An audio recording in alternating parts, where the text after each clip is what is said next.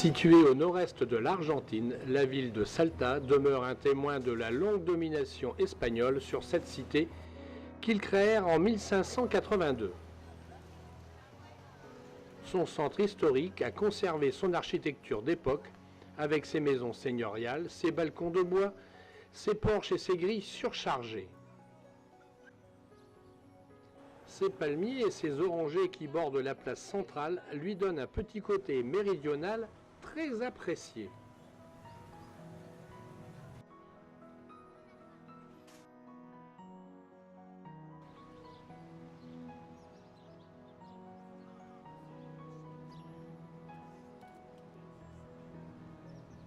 La cathédrale est l'atout touristique majeur de la place du 9 juillet. Bâtie à la fin du XIXe siècle, elle est richement décorée avec notamment un très baroque maître-autel.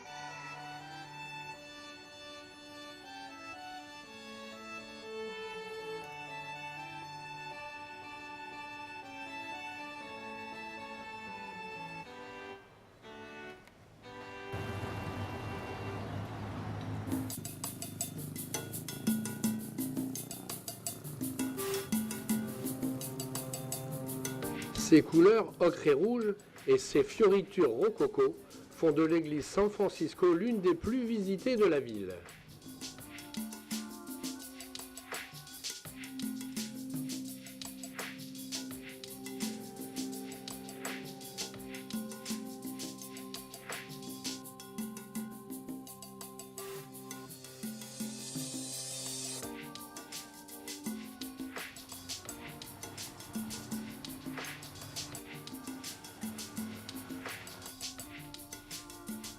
Mais pour découvrir Salta dans son intégralité, il faut aller au Cerro San Bernardo, une colline haute de 1454 mètres que l'on atteint avec l'aide d'une télécabine.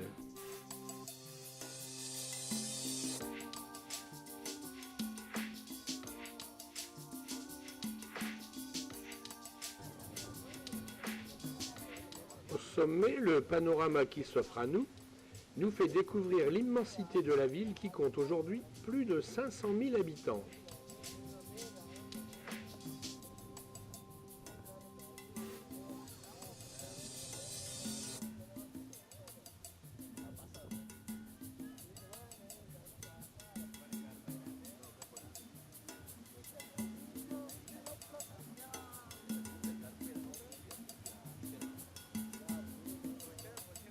On trouve au Cerro Bernardo de magnifiques jardins fort bien entretenus qui permettent aux visiteurs de se reposer et se rafraîchir, car malgré l'altitude et la saison automnale, les après-midi sont encore très chauds, frôlant les 30 degrés.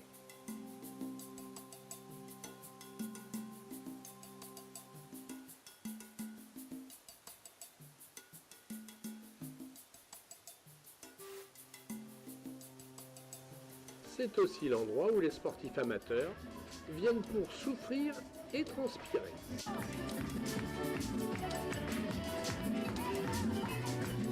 À Salta, on est au pied de la cordillère des Andes. C'est donc surtout un centre touristique très important qui sert de base de départ pour les nombreuses excursions que propose la région, tant pour la visite de ses quebradas, c'est-à-dire ses vallées, toutes très colorées, que pour les départs vers l'Altiplano et la Puna, nom donné à la haute montagne au-dessus de 4000 mètres d'altitude et ses sommets enneigés à partir de 6000 mètres. Mais pour cela, rendez-vous demain matin, départ 10 heures.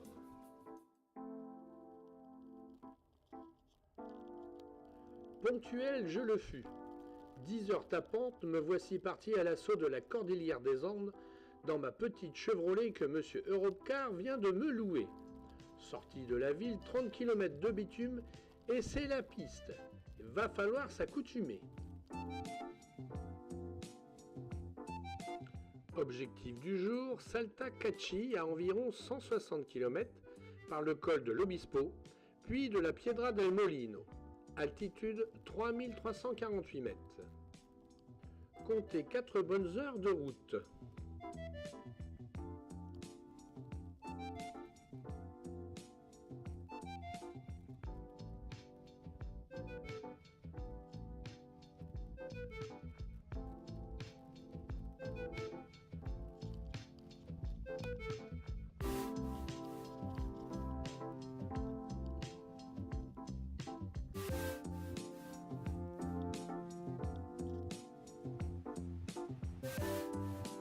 On peut déjà observer que la montagne prend des couleurs pas très ordinaires.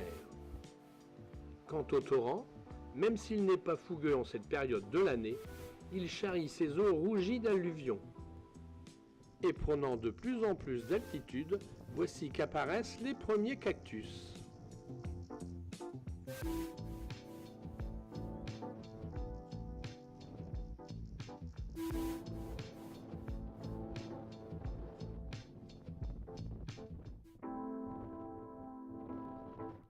Maintenant, côté couleur, c'est le rouge qui l'emporte.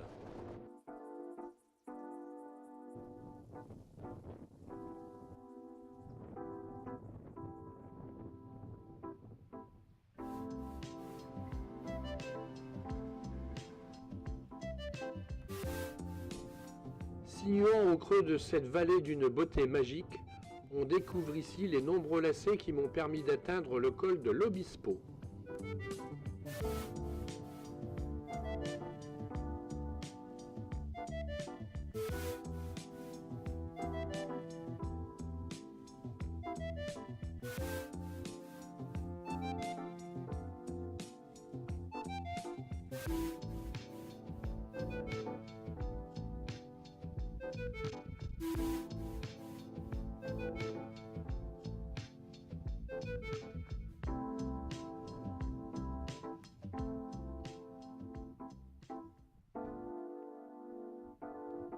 Passé le col, c'est l'altiplano.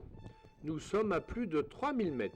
On retrouve le bitume avec cette route rectiligne qui fonce droit devant elle, sans la moindre hésitation. Elle traverse le parc national Los Cordones, entendez chardon, donc cactus en espagnol. Sur une quarantaine de kilomètres, cette route numéro 33 traverse ce parc créé en 1996 et qui s'étend sur 64 000 hectares.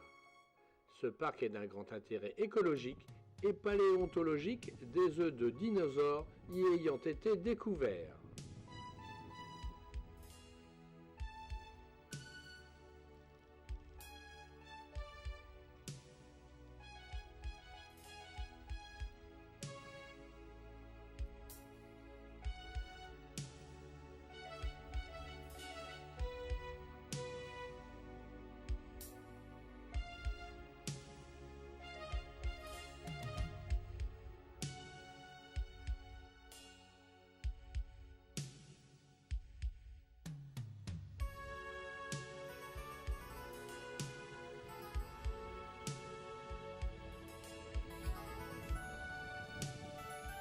À Payogasta, je ne suis plus qu'à une dizaine de kilomètres de Cachi. C'est bientôt la fin de ma première étape. On frôle les 15 heures. Je suis dans les délais.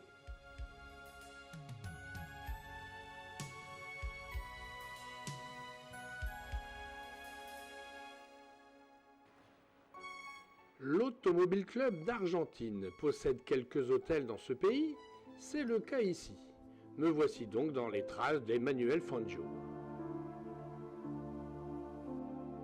Grande propriété verdoyante à flanc de montagne, on a soigné le décor, des cactus candélabres de toute beauté en guise d'enceinte et des statues monumentales de Vigogne. Mais pour ce qui est de la piscine, il y a quand même à dire.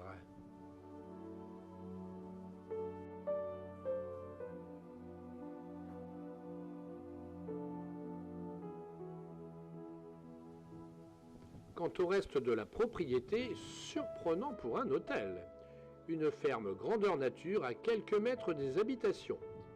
Poules, cochons, couvées, rien ne manque. Il y a même un perroquet.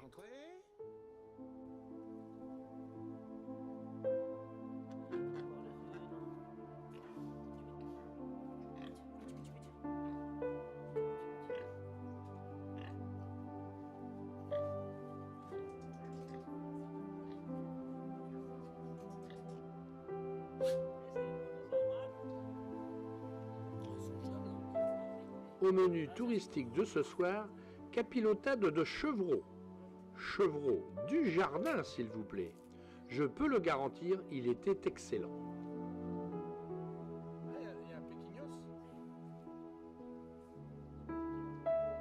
Mais le gros de l'affaire, c'est quand même l'élevage de lapins. Plus de 200 cabines. Ça fait quelques civets en perspective. Bien, maintenant partons découvrir le village. Kachi, sa rue principale, son épicerie, sa taverne, sa place, son église.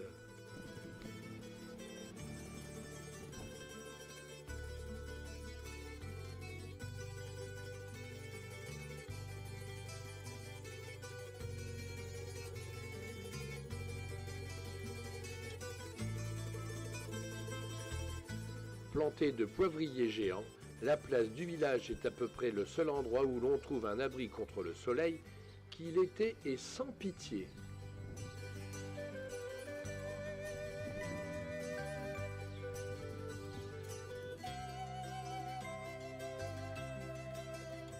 Sortie tout droit d'un western hollywoodien, l'église de Kachi, dans son style colonial du XVIIIe siècle, a la particularité d'avoir une toiture faite tout en bois de cactus. Mais est-ce bien une particularité comme le prétendent tous les guides, puisque la quasi-totalité des églises de la région utilisent la même technique de construction. C'est d'ailleurs dans cette même matière que sont fabriqués artisanalement les nombreux objets souvenirs qui sont proposés aux touristes de passage. Empruntant ces jolies marches faites en galets pour sortir de l'église, bon nombre d'habitants de Kachi les ont franchis pour l'éternité.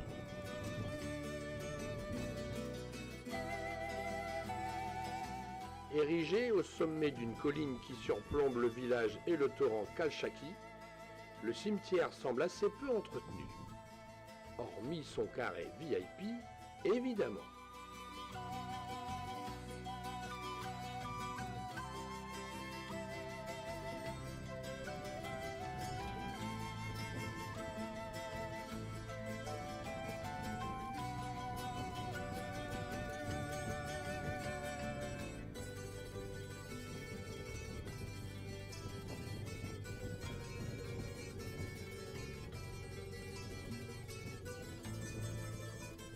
Histoire de faire passer le temps en attendant l'heure où je pourrai déguster mon chevreau, je me fais une petite demi-heure sur la 40, descendant vers le sud, à travers de magnifiques champs de cactus.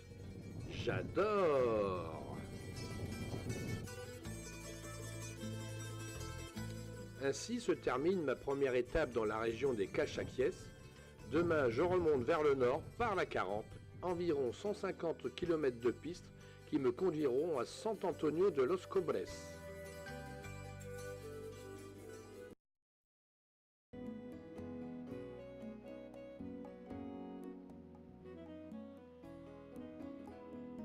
Tranquillou, 10 heures du mat, je reprends la route longeant Los Calchaquiès, où l'on récolte en ce moment dans les champs qui le bordent les piments rouges.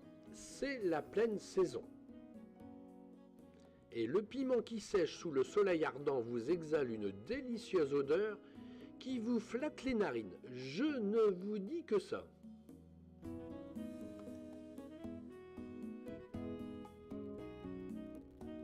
Aujourd'hui, pas une miette de goudron, de la piste, toujours de la piste et encore de la piste. Et bien sûr, de la poussière. Beaucoup de poussière.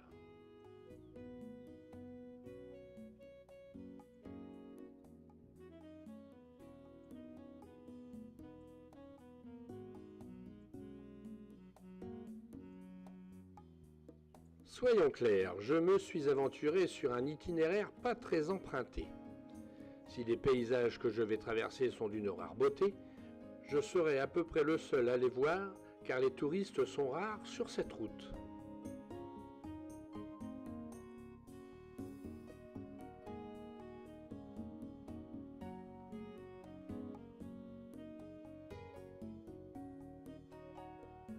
Avec toujours des sommets enneigés dans le lointain, les montagnes les plus proches, elles, nous offrent de somptueux panoramas avec de grandes diversités de couleurs.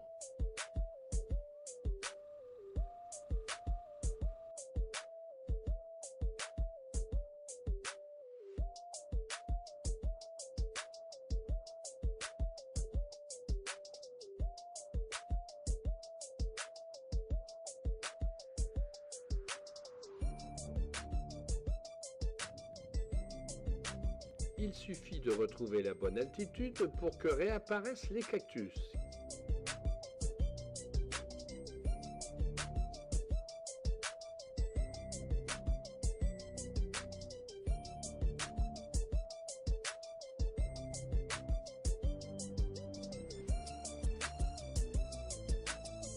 Et comme toujours, l'exception qui confirme la règle. On se croit seul au monde, et voilà que revient plein gaz le modernisme et sa pollution.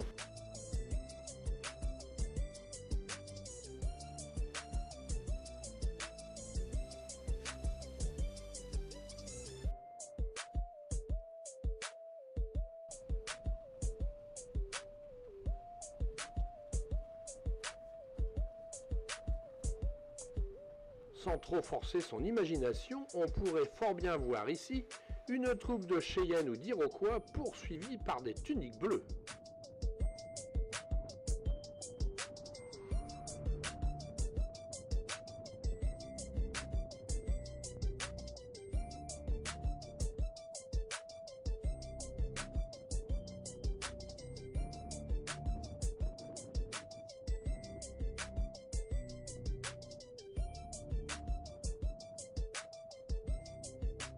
Ce torrent, bien étroit en cette période de l'année, peut, à la fonte des neiges, s'étendre sur des centaines de mètres de largeur, sans jamais dépasser une cinquantaine de centimètres de profondeur.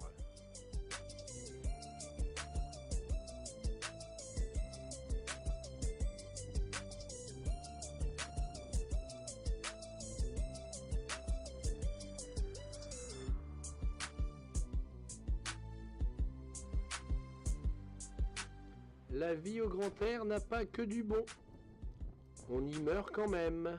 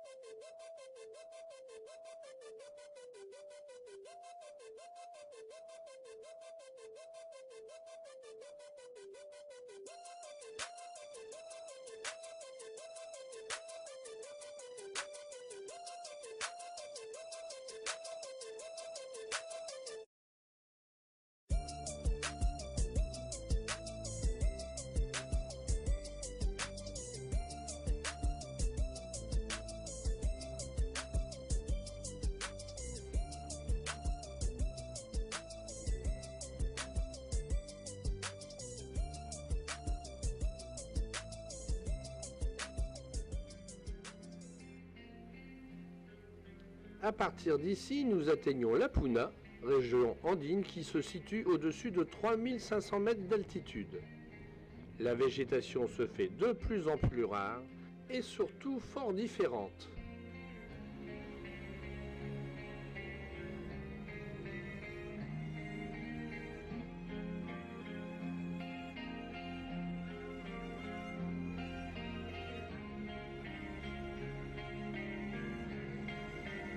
Longeant toujours le torrent Kalchaki, que d'ailleurs je vais franchir à gué à plusieurs reprises, je monte, je monte, je monte toujours.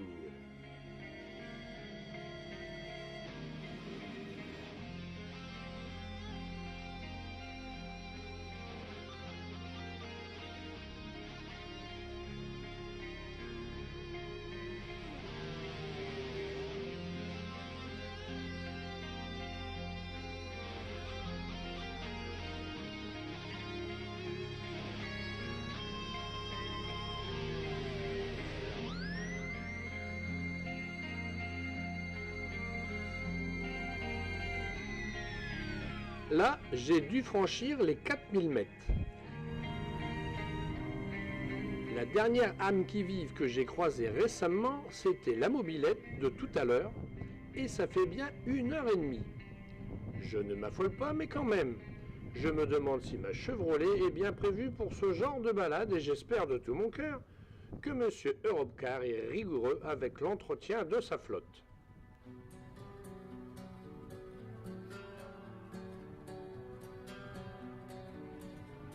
Bien qu'ayant changé totalement, le paysage est toujours à couper le souffle. À couper le souffle au propre comme au figuré. À cette altitude, faut être parcimonieux avec ses mouvements. Ils doivent être lents et réfléchis. Toute exubérance est interdite.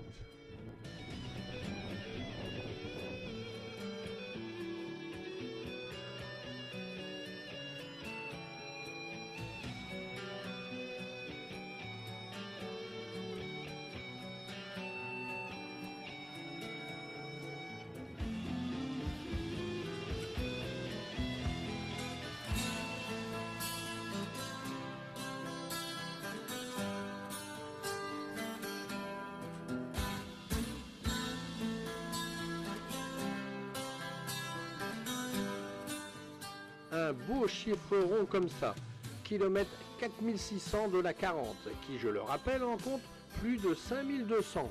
Ça valait bien la peine d'une photo, non ?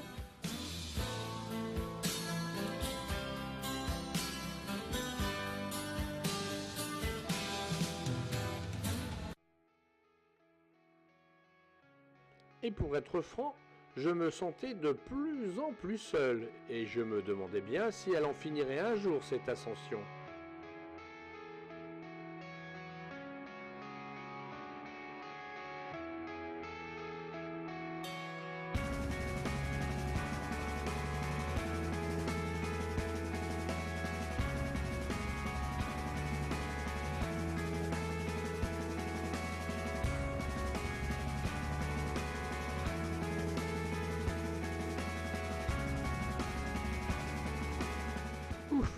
Des panneaux indicateurs se profilent à l'horizon. Je me sens d'un coup rassuré.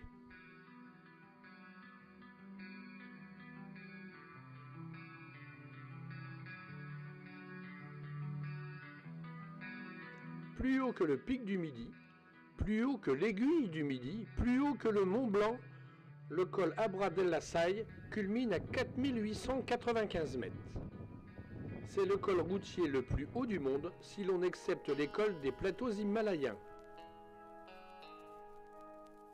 Il m'aura fallu 4h30 pour couvrir les 102 km qui maintenant me séparent de Kachi. This is Mixlaw Production.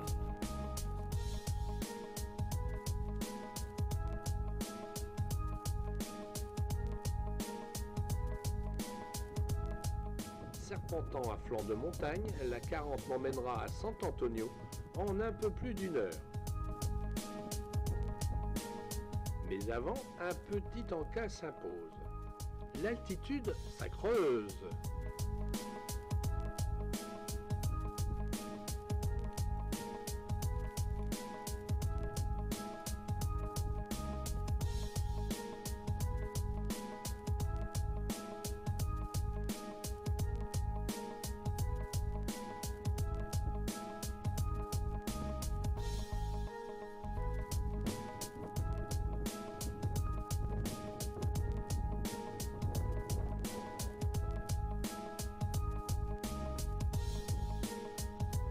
Un dernier regard sur la vallée me fait apercevoir dans le lointain Salina Grande, distante d'au moins 100 km. Ce sera le but de la prochaine étape.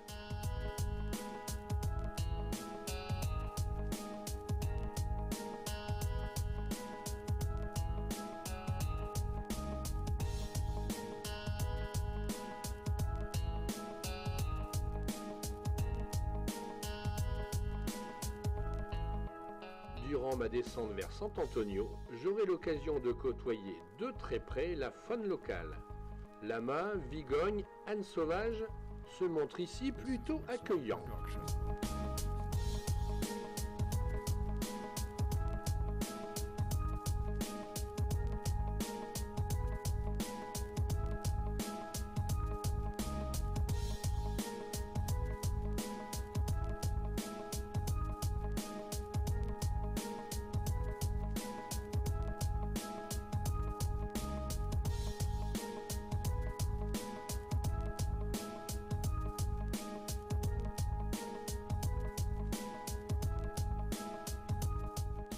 Le col Abra della Sai est maintenant bien loin.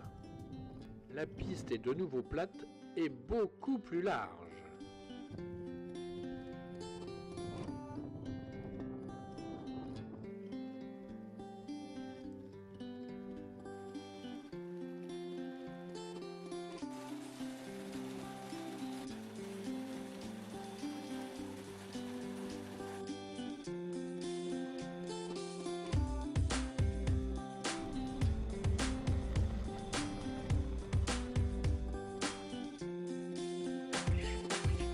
Retour à la civilisation, ce panneau nous annonce qu'une fois par semaine, on peut croiser le train des nuages.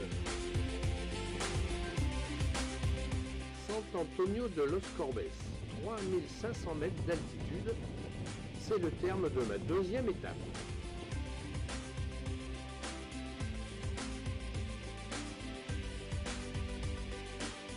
Profitant des derniers rayons du soleil de la journée, je reprends la piste pour une vingtaine de kilomètres afin de me rendre au viaduc de Polvorilla qui sera le point final de mon voyage avec le train des nuages, excursion incontournable quand on visite la région de Salta, excursion que je ferai dans 2 jours.